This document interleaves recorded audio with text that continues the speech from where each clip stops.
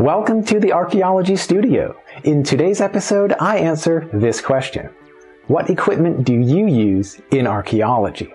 The short answer is that I use whatever equipment is suitable and available for the task that I need to accomplish. For a longer answer, I can expand on a few aspects in this video, and I will wait for your comments and suggestions about the details that will be most helpful in future video episodes.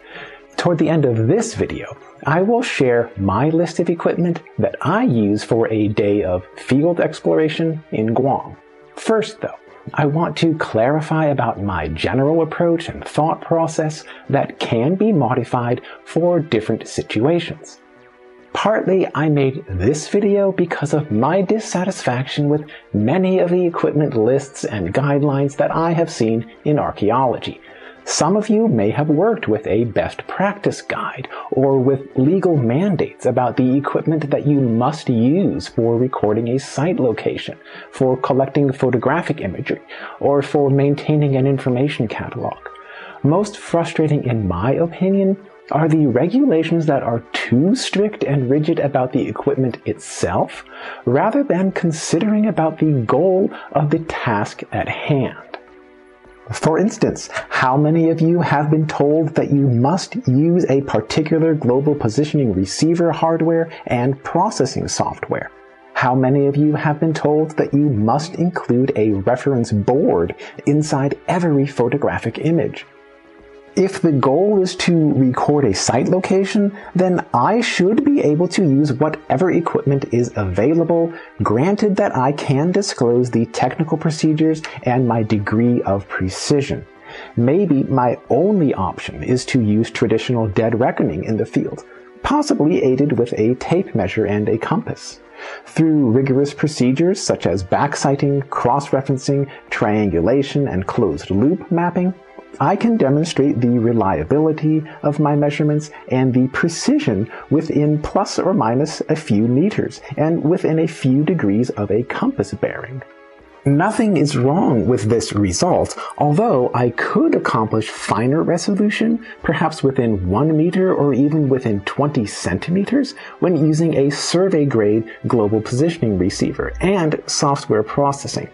If I do use a global positioning system, then I should be able to choose the hardware and the software, as long as I can document the protocols of the recording and the data processing. In terms of the best practice and legal requirements for site recording, I cannot tell you how often I have seen instructions for using only one certain business brand of global positioning hardware and software. In these cases, the instructions need to be modified at least once per year with the latest hardware and software products, or else they become outdated and impractical. More importantly, though, the required equipment, in my view, should allow for whatever can accomplish the goal of recording the site location within a demonstrated degree of precision. For example, precision within a 10-meter radius could be acceptable for most purposes, but some situations would warrant finer precision.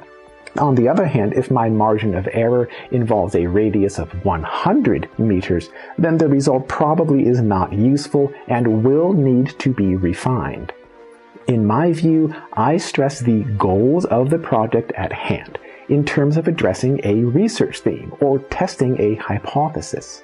Accordingly, I can prepare the equipment that will help me technically to collect primary data and methodologically to analyze and interpret the datasets in support of the theoretical goals of the project. In other words, my choice of equipment depends on the interrelated roles of technique, method, and theory, as I have presented in a separate video episode. I consider 6 general task categories of exploration, site recording, excavation, laboratory processing, data analysis, and reporting. The details can differ according to the site location, research question, and many other factors. Nonetheless, those general task categories remain the same, working toward the goal of investigating a topic or testing a hypothesis in archaeology. Whatever research theme I happen to be addressing, I can conceptualize my work in terms of this schematic of 6 general task categories. Depending on the goals of the project as a whole, I can identify how the different work tasks support each other and contribute to the outcome. As one example here, I will share my usual preparation of equipment for a day of field exploration in Guam. I may yet prepare other videos to focus on different kinds of work tasks depending on the public comments and suggestions in this video.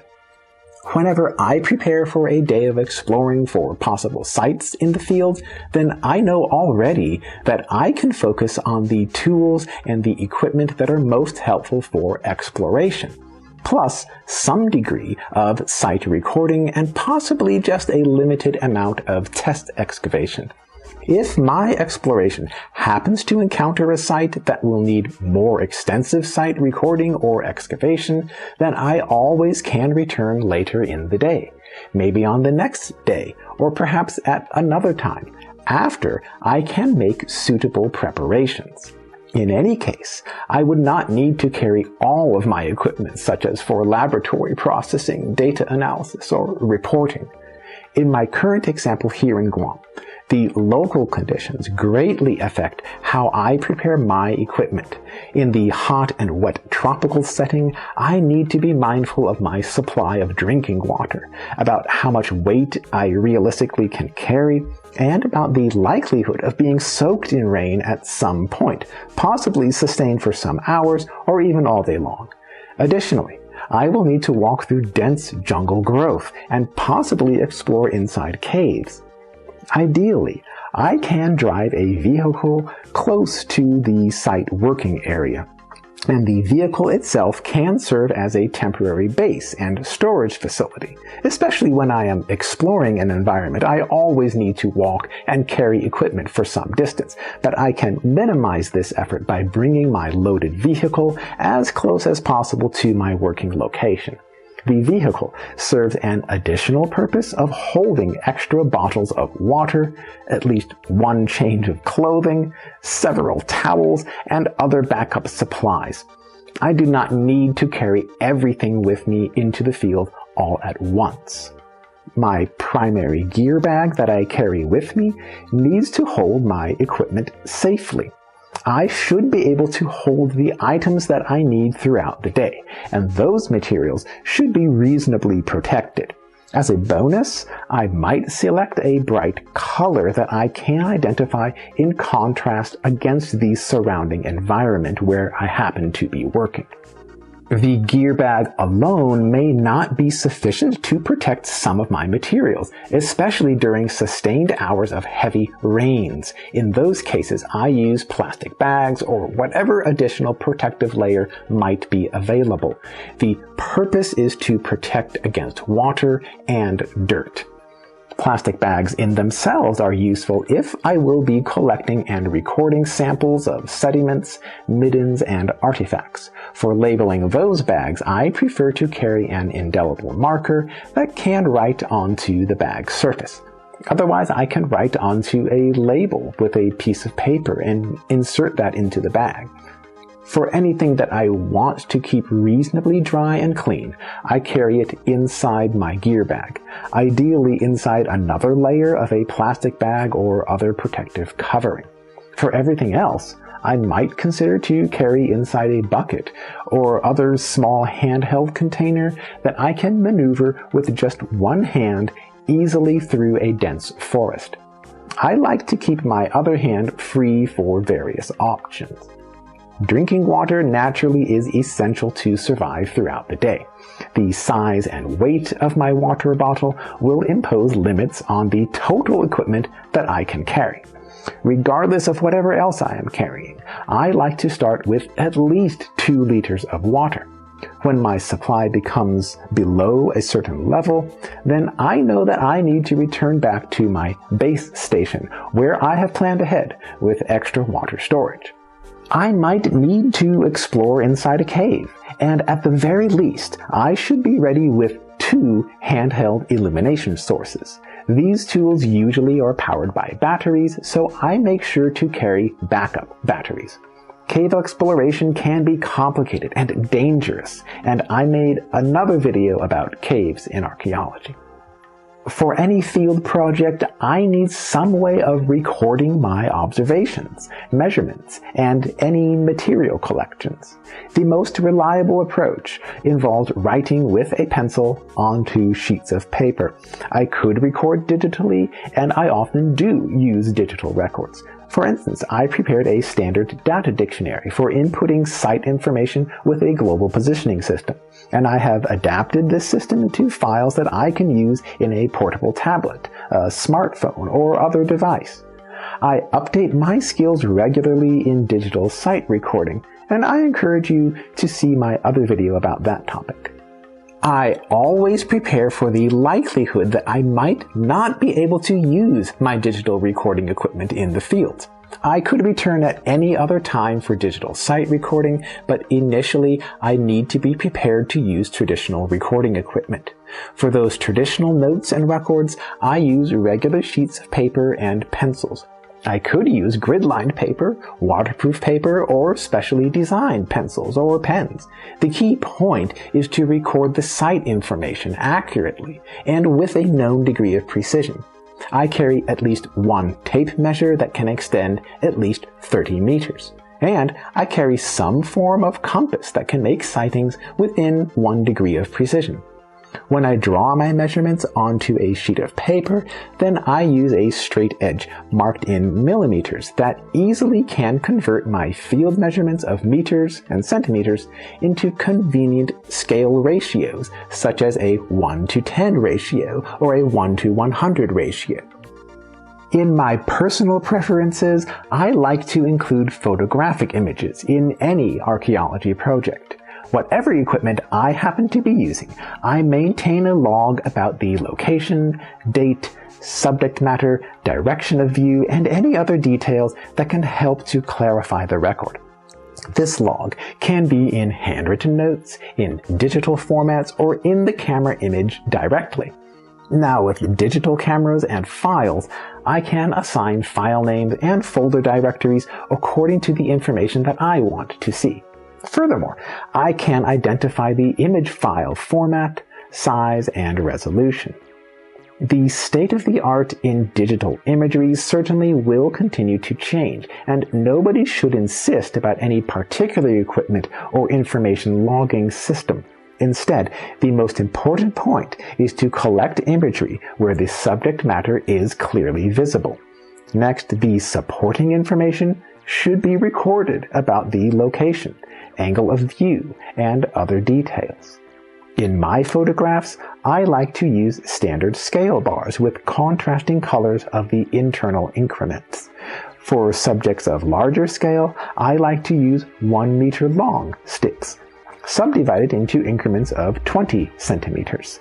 For subjects of smaller scale, I like to use smaller bars, subdivided into increments of 1 centimeter. Most importantly, I make sure that I can see the scale reference clearly in relation with the subject of a photograph. Often I use a 1 meter long reference stick for extra purposes, such as for a walking stick or for a tool that can probe through dense vines, spider webs, and other obstacles. My standard gear pack includes several other items, and I will not mention everything in this video. Rather, I want to stress about the general approach of preparing equipment to accomplish the goals of a project. On your video screen now, you can see the list of equipment that I always keep prepared for a day of field exploration in Guam. This list is based on my preference for working alone most of the time, and I should emphasize that I always notify at least one other person about my location and when to expect for me to return. Whenever I do come back from the field, then of course I verify with my contact person. The most important pieces of equipment for site exploration are the materials for physical survival, plus the equipment for recording a site in mapping, imagery, and contextual setting. Digital recording devices are efficient when they are functional, yet I always prepare for traditional measurements and documentation. Whenever I engage in field exploration, then I know that I can identify a site location, record the major characteristics, and assess the potential for further research. I always can return to the site again for more intensive work of recording and excavation. Was this presentation helpful about equipment in archaeology? How would you prepare for a day of field exploration, or for other tasks in the field, in the laboratory, or otherwise? I may yet prepare more videos about equipment in archaeology, but first I want to ask for your input and suggestions in the comment section of this video. Please remember to subscribe to this channel, tell your friends about it, and see new videos every month with the Archaeology Studio.